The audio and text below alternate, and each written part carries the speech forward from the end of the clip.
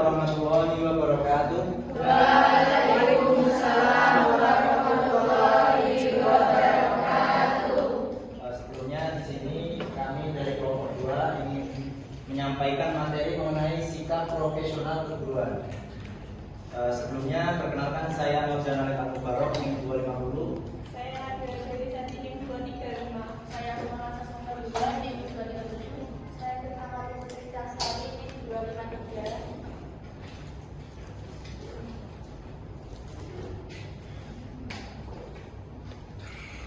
Tapi ya teman-teman, biar di scroll ke bawah karena PPT-nya di langsung kanvas tidak bisa di full screen.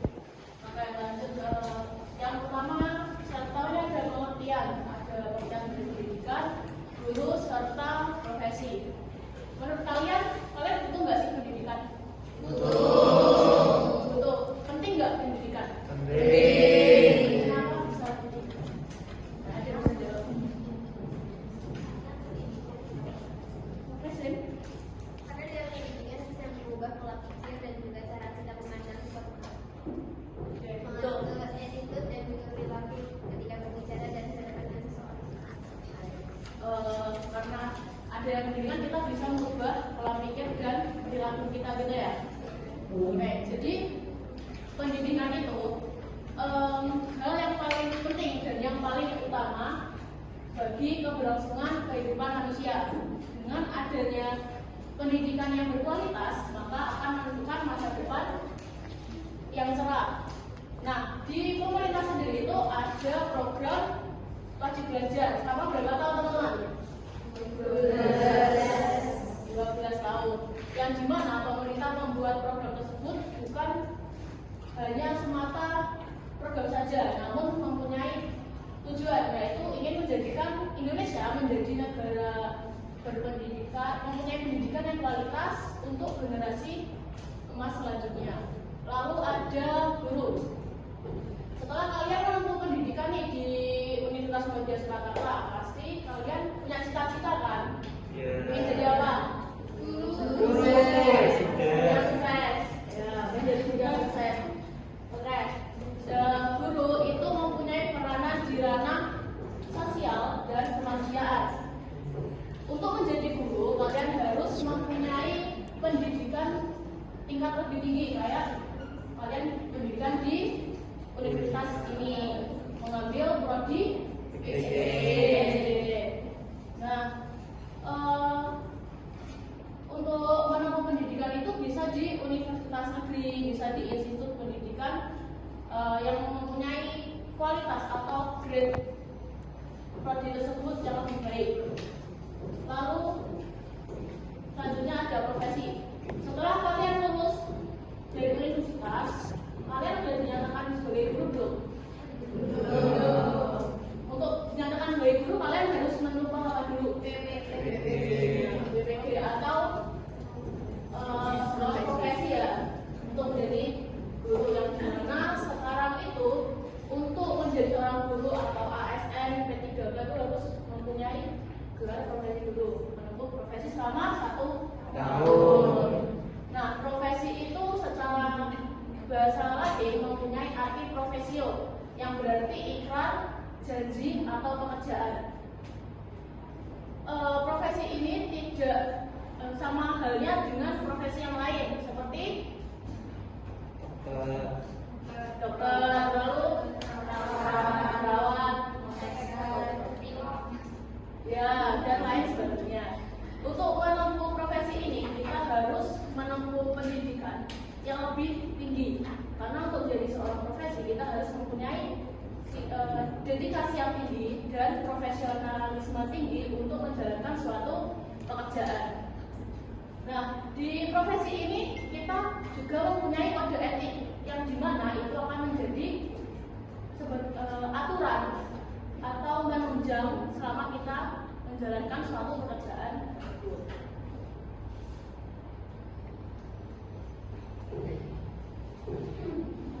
Selanjutnya ada sasaran sikap profesional keguruan. Di sini ada beberapa sikap yang perlu kita berikan ketika kita menjadi seorang guru profesional. Yang pertama ada sikap terhadap peraturan undang-undangan.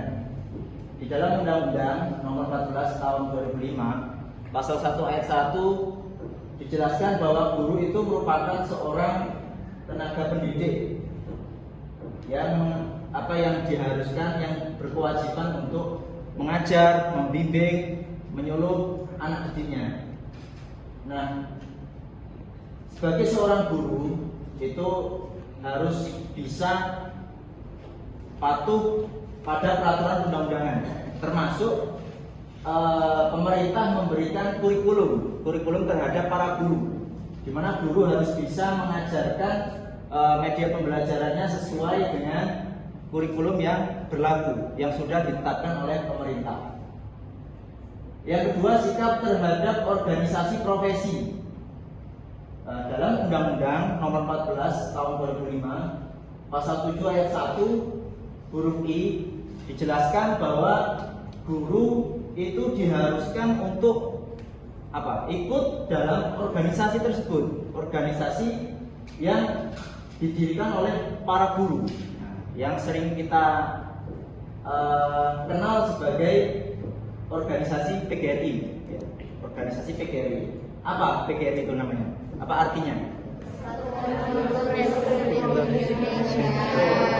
Satuan Guru Republik Indonesia. Nah, nantinya kita ketika menjadi seorang guru, tentunya akan ada yang namanya organisasi guru. Nah, kita sebagai guru perlu ikut kontribusi, ikut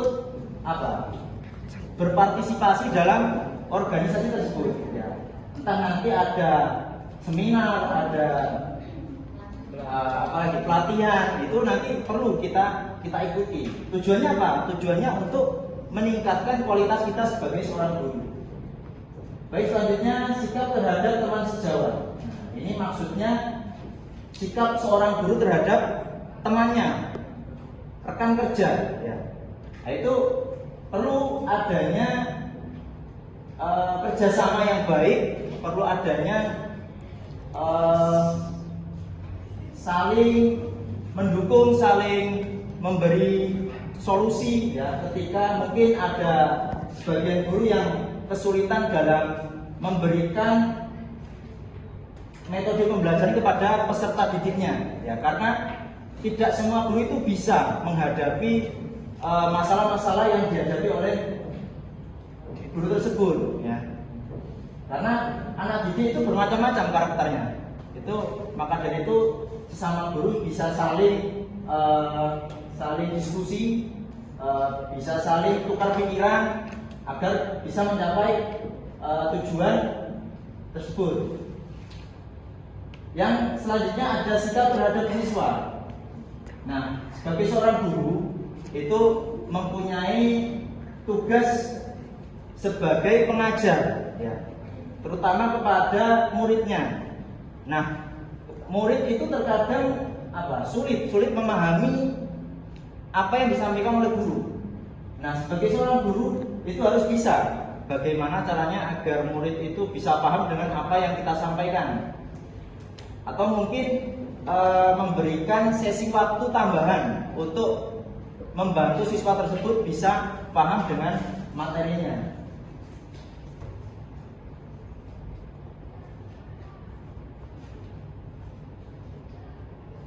Selanjutnya ada sikap terhadap tempat kerja. Sikap terhadap tempat kerja. Nah, di guru itu nantinya ketika di sekolah itu mempunyai tugas bagaimana caranya agar bisa menjaga tempat kerjanya itu bisa bersih, bisa kondusif. Nah, itu perlu adanya kerjasama antara guru dan siswanya agar bisa menciptakan lingkungan sekolah itu yang bersih, yang nyaman. Tujuannya agar ketika pembelajaran itu bisa kondusif, bisa fokus ya, karena sudah nyaman. Nah, itu perlu. Selanjutnya ada sikap terhadap pekerjaan. Nah, ini tugas sebagai seorang guru dengan tanggung jawab yang dimiliki. Nah, tentunya harus bisa mempunyai sikap apa? Sikap tanggung jawab. Artinya sebelum dirinya itu mengajarkan kepada muridnya, ini supaya dipersiapkan, dipersiapkan materi yang nantinya akan disampaikan. Bagaimana nantinya ketika guru ini menyampaikan pada murid itu, gimana caranya agar murid ini paham, gimana agar murid ini bisa mengambil apa yang diajarkan. Nah itu. Dan juga harus tepat waktu. Sebagai seorang guru harus tepat waktu sesuai dengan waktu yang telah ditentukan. Selanjutnya, yang terakhir ada sikap terhadap pemimpin. Di lingkungan sekolah atau di sekolah itu ada yang namanya seorang pemimpin. Seorang pemimpin itu maksudnya seorang guru. Entah di situ mendidik siswanya dengan semaksimal mungkin ya, agar tercapai menjadi sekolah yang favorit, sehingga menjadi acuan para masyarakat agar bisa menyekolahkan di sekolah tersebut.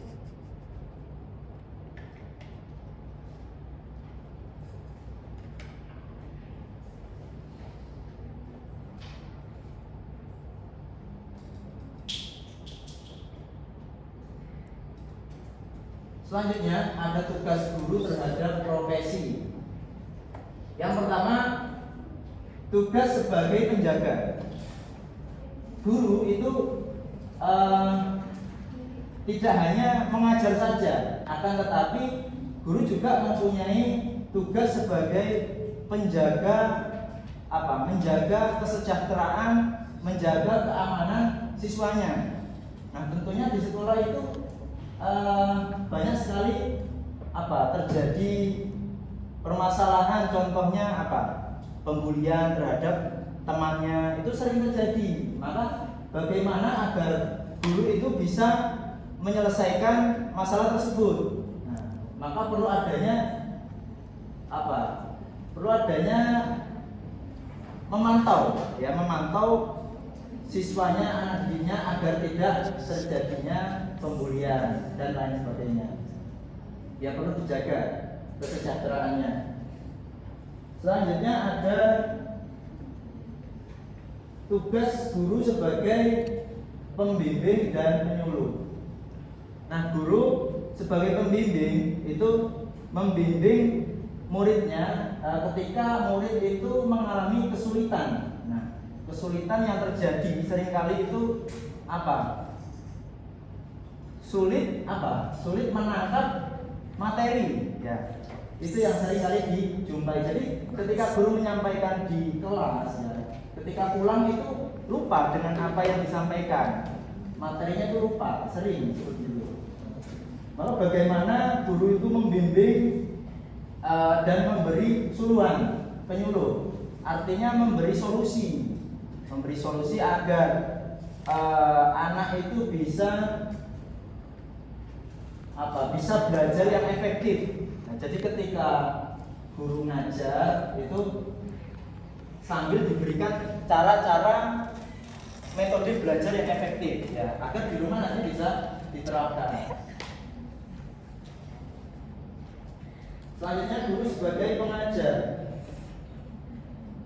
Nah, guru sebagai pengajar itu ya menjadi kewajiban sebagai guru, ya, mengajar peserta didiknya sampai paham, sampai mengerti apa yang diajarkan.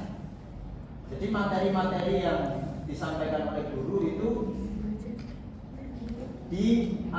disampaikan kepada muridnya.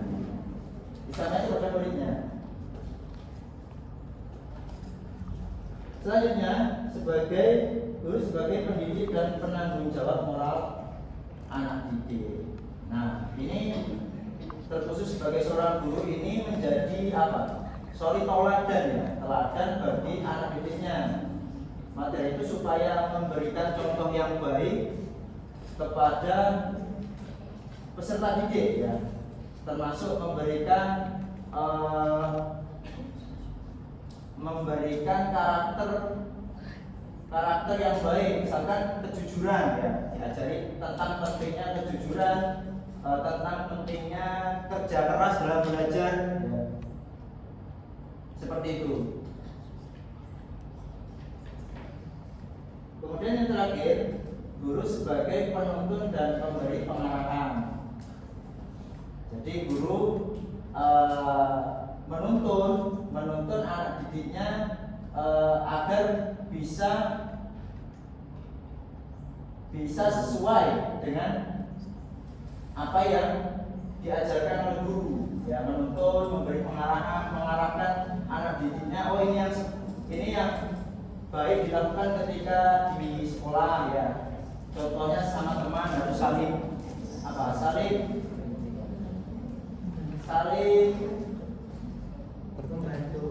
membantu ya, betul, saling membantu,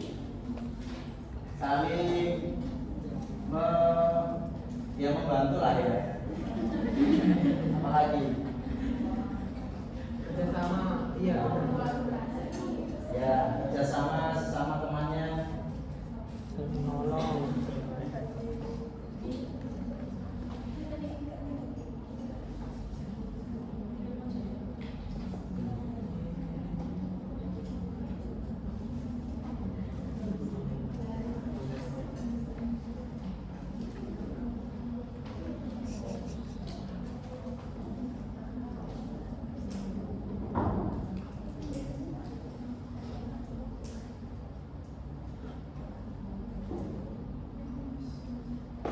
Kemudian ada tantangan profesi seorang dalam Undang-Undang Nomor 14 Tahun 2005 tentang guru dan dosen, terdapat 4 komponen pokok yang harus dimiliki oleh seorang guru profesional.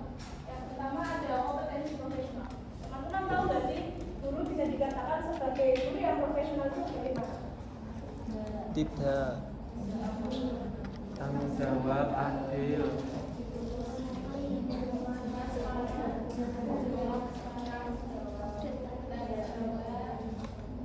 Ya, guru dapat dikatakan sebagai guru yang profesional apabila guru tersebut dapat melaksanakan tugasnya dengan baik dan menunjukkan kemampuan di dalam bidangnya.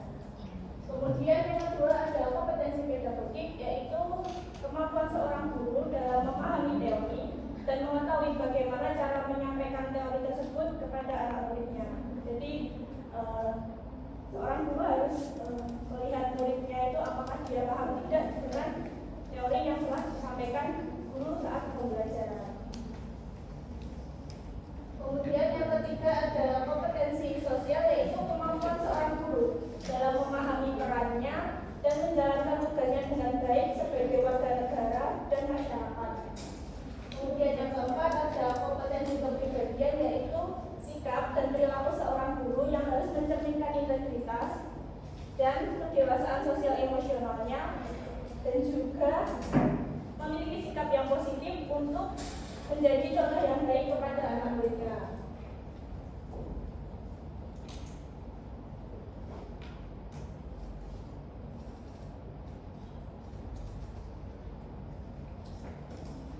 Selanjutnya menjadi guru profesional.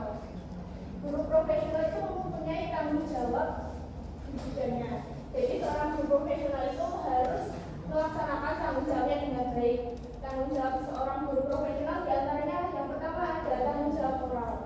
Jadi seorang guru profesional itu harus memiliki tanggung jawab dalam memahami dan mengamalkan nilai-nilai Pancasila dan Undang-Undang Dasar 1945 kepada generasi yang akan datang. Kemudian yang kedua ada tanggung jawab di bidang di pendidikan di sekolah, yaitu seorang guru profesional memiliki tanggung jawab di bidang pendidikan di sekolah seperti meningkatkan ilmu pengetahuan dan guru profesional harus mampu membantu mengajar dan membimbing anak muridnya untuk menjadi anak yang baik di masa depan.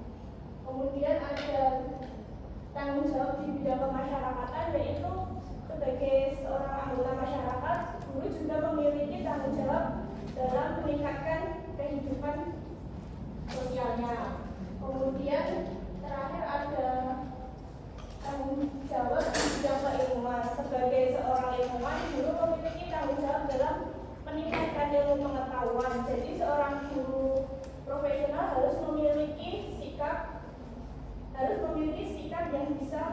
melakukan penelitian dan pengembangan ilmu pengetahuan.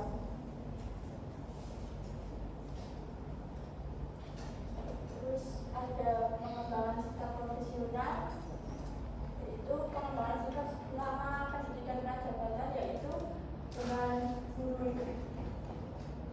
guru harus bisa lebih profesional karena guru harus mendidik muridnya dengan baik, terus memberikan sikap dengan baik, terus jujur, terus bisa membantu siswa untuk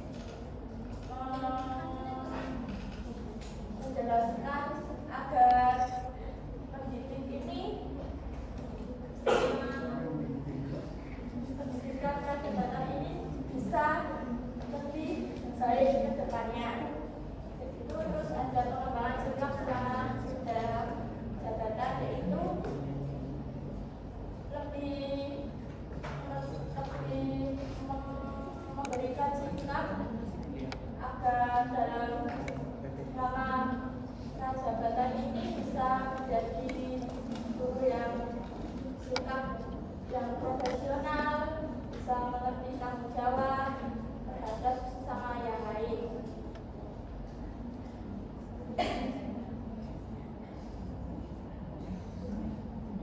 Terus ini ada faktor-faktor yang mempengaruhi guru profesional. Status akademik, satu segi teoritis, yaitu guru profesional harus memberikan pembelajaran dengan kepada siswanya lebih dijelaskan detail dengan pelajaran yang akan diikuti dengan baik. Dua, segi praktis, yaitu guru harus bisa memberikan siswa lebih mudah untuk memahami dalam kelasnya dan mengikuti pembelajaran dengan tertib dan jujur. Pengalaman belajar, yaitu di dalam kelas selalu bisa mengerti bahwa pengalaman belajar itu sangat penting untuk siswa, dan guru harus bisa menjelaskan materi-materi yang di dalam kelasnya itu dengan memberikan jawaban atau membantu siswa agar mudah mengerti. Terus mencintai profesi sebagai guru, yaitu kita harus bisa sebagai guru itu kita harus bisa memberikan yang terbaik bagi profesi guru tersebut agar bisa memberikan murid yang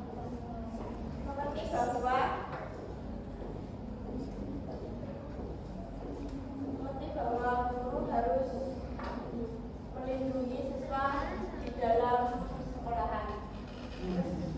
Tak hanya itu, kepribadian, yaitu dengan di luar sekolahan, yaitu dengan kekeluargaan atau di masyarakat atau di luar sekolahan,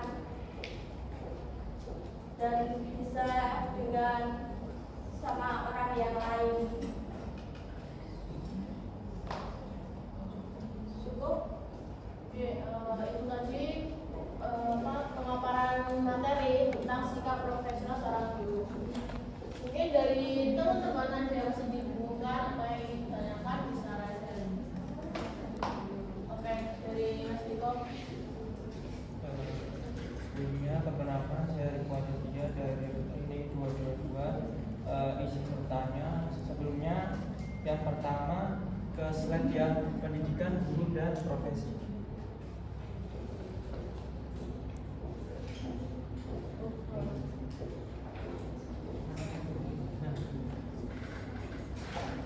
Izin bertanya kepada Mbak Tata ya, Anda kan sebagai calon guru, calon pengajar, seberapa penting mengenai kuliah menurut Anda, padahal kuliah tidak menjamin kesuksesan Anda?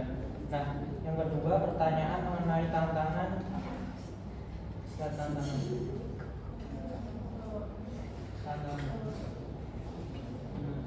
Nah, di situ kan ada tantangan profesi guru. Yang pertama ada kompetensi profesional. Tadi kan Mbak Nabila cuma menjelaskan kompetensi profesional itu apa. Nah, bisa berikan contoh, ciri-ciri dan solusinya tidak? Untuk yang ketiga mengenai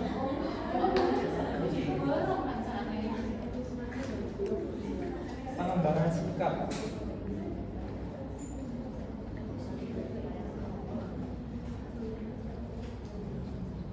Nah, di situ kan pengembangan sikap profesional saat prajabatan dan dalam jabatan.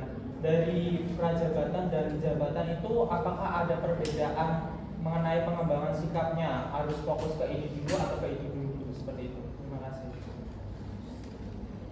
Jadi untuk pertanyaan pertama tadi bisa diulang. Anda kan sebagai calon guru, nah seberapa penting kuliah menurut Anda, padahal kuliah tidak menjamin kesuksesan Anda? Jawab ya teman-teman. Seberapa penting sih kuliah bagi diri saya ya, diri saya sendiri. Walaupun kalau kita udah kuliah 4 tahun, ujung-ujungnya belum tentu kita bakal terima kerja. Nah, menurut saya kuliah itu penting ya, karena apa? Di dalam kuliah ini kita tuh bisa mendapatkan ilmu yang dimana di luar itu kita belum tentu dapat kayak materi dalam perkuliahan, apalagi jurusan yang ingin kita ambil itu tuh ada materi-materi yang penting, materi yang cara manage kondisi kelas harus gimana kalau ada kenyataan kulis istilahnya rame, nggak kondusif, sikap kita sebagai guru itu harus gimana. Walaupun lulus nanti kerja kita belum tentu jadi guru, kita bisa cari sampingan, bisa jadi guru les. Guru les kita bisa menerapkan, oh aku bisa gini aku yang punya suatu les nanti aku terapin gitu. Ataupun misal nggak jadi guru nih di instansi kayak kantor atau apa, oh aku pernah diajari tentang cara membuat ini melalui Canva, kan kita udah mampu media TIK ya, bisa berfungsi nantinya jadi pekerjaan walaupun tidak harus menjadi guru. Dan contoh lain itu seperti anak SMA atau SMK, ada kan setelah lulus SMK atau SMA kerja, karena apa? Dia selama setelah itu mempunyai teori atau materi yang bisa langsung turun ke lapangan. Jadi menurut saya kuliah itu pentingnya di ilmunya. Jadi tidak semata kuliah 4 tahun lulus kita bekerja juga. Tapi bagaimana kita kuliah itu bisa merubah cara pola pikir kita yang menjadi pasrah dengan tidak melakukan kerja, merubah menjadi gimana caranya aku bisa kerja di instansi tersebut. Bagaimana aku bisa kerja menjadi seorang P3K yang baik, bisa menjadi contoh-contoh untuk guru-guru yang lain. Seperti itu. Saya jawab sih, Tom. Ya, terima kasih. Mau menjawab tentang ciri-ciri dan Contoh dan solusi mengenai tantangan tadi. contoh dan solusi. Jadi tentang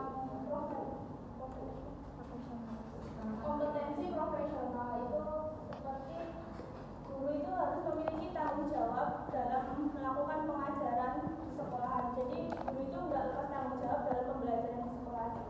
Contohnya guru selalu masuk di dalam kelas dan melakukan pembelajaran bersama anak muridnya. Kalau terhalang ada kendala guru nggak bisa masuk, ya gurunya itu mengganti dengan tugas atau berbicara dengan guru yang ada untuk menggantikan dirinya. Seperti itu. Terus kemudian seorang guru itu tidak membeda-bedakan muridnya. Jadi semua itu sama rata dan semua itu sama rata. Kemudian yang lain contohnya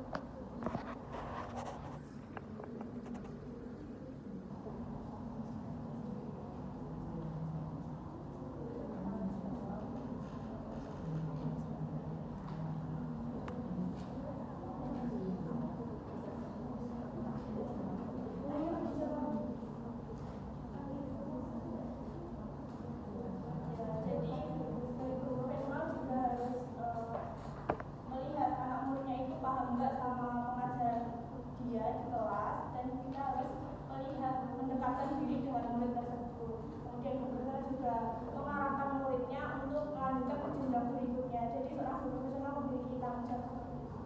Terima kasih banyak Mas Indra.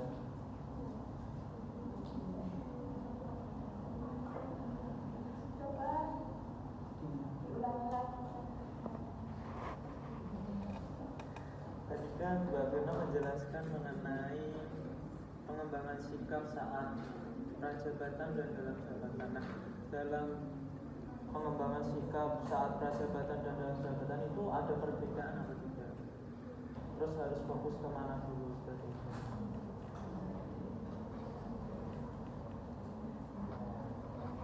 Sikap guru profesional itu kita harus bisa membagi waktu dengan hal yang penting terlebih dahulu agar bisa memberikan yang terbaik kepada orang, kepada siswanya.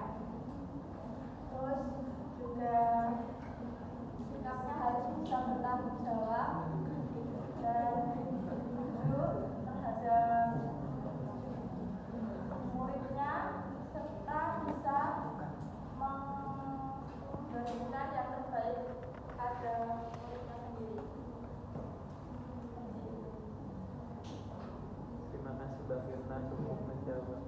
Ada pertanyaan lagi? Mbak Najwa, silakan.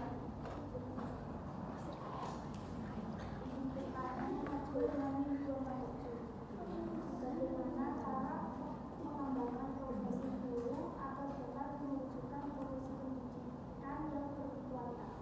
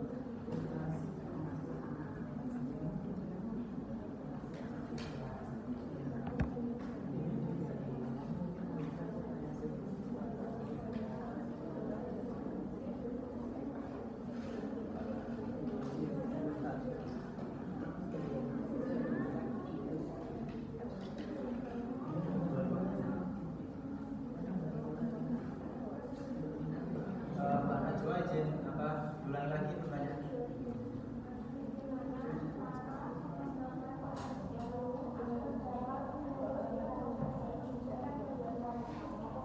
Cara mengembangkan profesi guru. Cara mengembangkan profesi guru untuk menjadi guru yang profesional. Oh, yang berkualitas. Baik. Jadi cara untuk mengembangkan agar guru itu menjadi guru yang yang berkualitas ya. Ya mungkin dengan mengikuti aktif ya, ikut aktif dalam organisasi. Nah ini penting karena dalam organisasi itu bisa membantu seorang guru dalam apa? Dalam meningkatkan kualitas pengajarannya. Lewat apa? Lewat dari apa? Dari seminar, dari pelatihan, seperti itu. Nah, itu menjadi salah satu cara untuk meningkatkan kualitas guru. Apakah cukup menjawab?